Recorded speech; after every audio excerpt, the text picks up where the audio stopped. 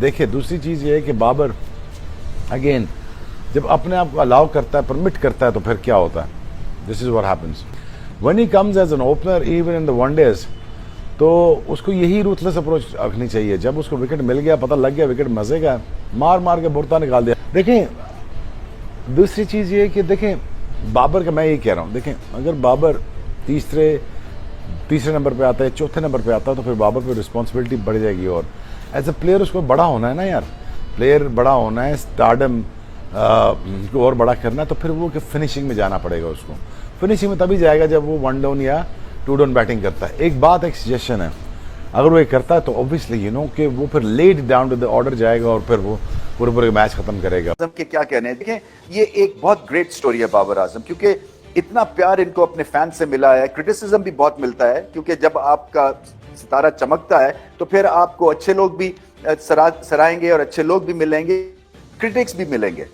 मगर क्रिटिक्स से वही बात है कि सीखें और अपनी गेम को ऊपर उठाएं, और जो फैंस आपको प्यार करते हैं उनको आप डिसअपॉइंट ना करें। So on end of the field इनका एक बहुत ही जबरदस्त कॉन्डक्ट रहा है। कभी ज्यादा अपनी बैटिंग के बारे में इन्होंने फड़े नहीं मारी है।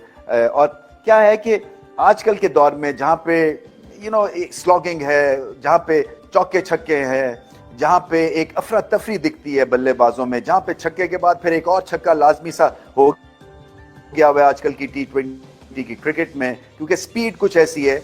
मगर फिर बाबर आजम की बैटिंग है जिसमें ठहराव आता है, जिसमें जैसे कि एक सुकून आता है, जिसमें कि ऐसे कि आपको क्लास दिखती है। और बल्ले के साथ जो है ज़्यादातर इन्होंने बातें की अपने करियर में, और हमें चाहिए कि हम रिगार्ड करें इनके टैलेंट का, और हमें चाहिए कि इन पे प्रेशर कम रखें।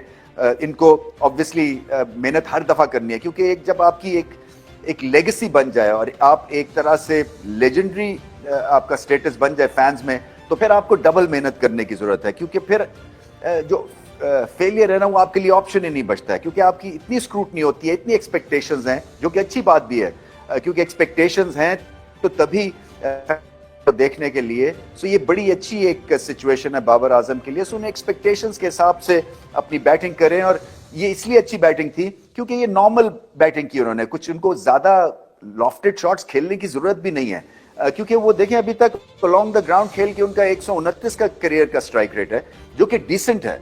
नंबर 3 के ऊपर या नंबर 4 के ऊपर जहां भी ये अब खेलते हैं, ये ठीक ठाक स्ट्राइक रेट है।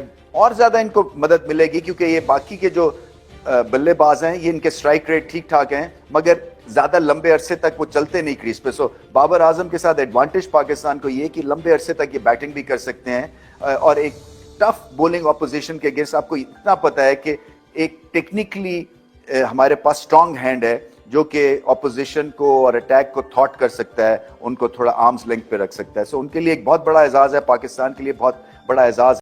अब जो करंट पूल है, you think you see that better than Babar and Rizwan? बिल्कुल नहीं। पहली बात तो ये कि बाबर और रिजवान को इकट्ठा डिस्कस ना किया जाए। अच्छा, they are 2 different players playing for the 2 different categories, different positions. सही। बाबर की बात कर लूं तो मेरे नज़दीक इस वक्त की पाकिस्तान की जितनी भी लॉट है, उसमें सबसे टेक्निकली सॉलिड और बेहतर टैक्टिक्स के साथ Babar is the best player at the moment. सही। तो ये कोई डाउट नहीं होना चाहिए। एक बेहतरीन दिन पाकिस्तान का रहा है with the bat with the ball. एक बार फिर से क्लीन स्वीप करने में कामयाब हो गए हैं ऑस्ट्रेलिया की टीम को। और बैटिंग में एक और ख़ास बात ये थी कि आज बाबर आजम के भी रन्स निकल के आए हैं। 50 उन्होंने स्कोर की, 36 गेंदों का उन्होंने सामना किया। साइम यूब में 50 लगाई, और शादाब खान की बेहतरीन धुआंधार इनिंग्स की वजह से पाकिस्तान ने पहली दफ़ा ऑस्ट्रेलिया के खिलाफ 200 रन का जो टारगेट था वो बोर्ड पे लगाया था। और ऑस्ट्रेलिया की टीम जवाब में आते साथ ही मुश्किलात का शिकार हो गई थी। शाहीन अफरीदी ने पहले ओवर में कैप्टन मिचेल मार्श को पवेलियन गिरा दिखाया। उसके बाद नवाज आए बॉलिंग करने, बेहतरीन बॉलिंग चेंज भी इसे कहना चाहिए। सलमान अली यादव के से मैथ्यू शॉट को उन्होंने आउट किया, बाबर आजम ने एक अच्छा कैच लिया। और ऑस्ट्रेलिया की टीम शुरू से मुश्किलात का शिकार हो गई थी, वहाँ से जीतना फिर मुमकिन नहीं था। और स्पिनर्स हमें पता है कि पहले ऑस्ट्रेलिया काफ़ी ज़्यादा तंग कर चुके हैं इस पूरी सीरीज़ में। लेकिन बात करें बाबर आजम की, जो कि कमबैक